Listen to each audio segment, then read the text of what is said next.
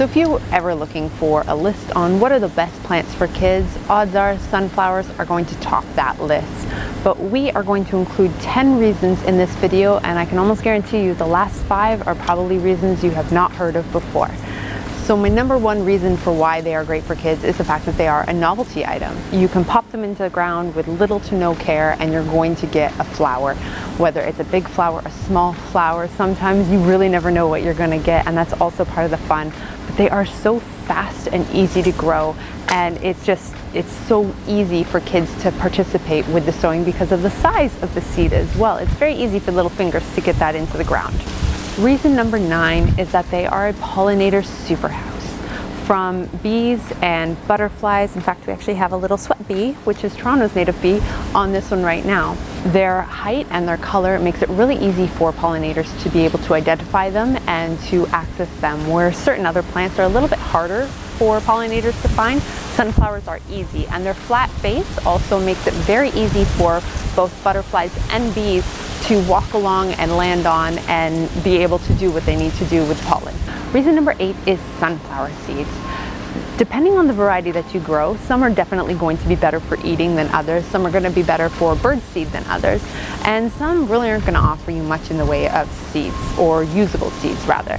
But being able to grow a plant that has some nutritional value, as well as just being a beautiful cut flower or a pollinator plant, is a really unique opportunity for the garden, and not many plants can boast so many different titles. Black oil sunflowers have a higher fat content, which makes them ideal for many birds. So if you are trying to do any bird watching, or if you happen to participate in COVID bird watching, then making sure that you've got a sunflower for future seasons that will accommodate for certain birds in your backyard, such as chickadees or finches. We actually had one cardinal decimate one of our plants for us and really enjoyed it, which is beautiful to watch and to see and have them participating in your space naturally. Reason number 7 is that they are composite flowers. This is a really cool concept, and not many flowers boast this.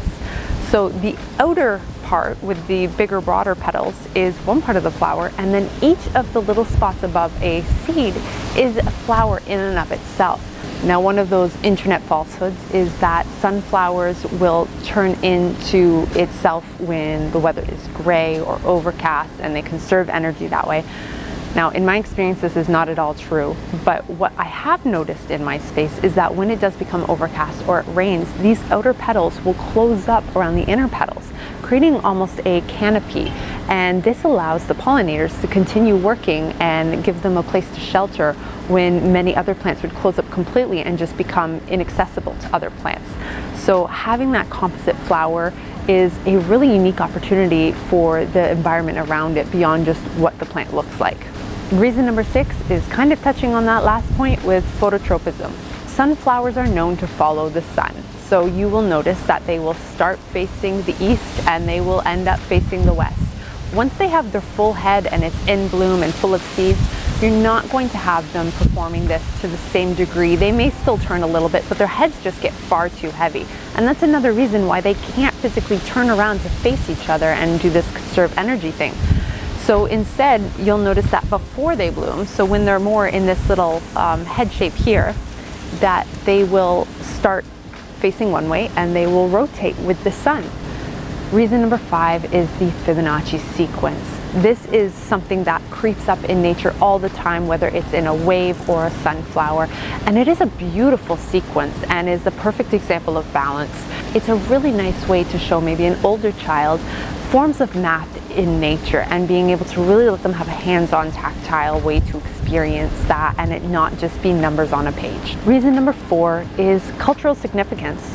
Now, the varieties that we have in our garden today are not necessarily going to be native cultivars. They have been cross-pollinated and bred for so many different reasons. But sunflowers do hold a lot of cultural significance in North America.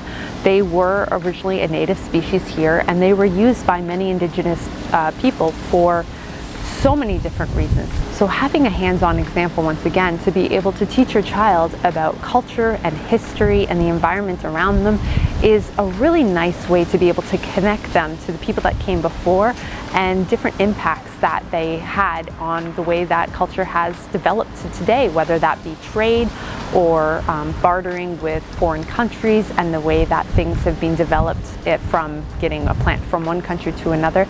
But it really does open up a door to so many different points of discussion that you can then use in schooling your child.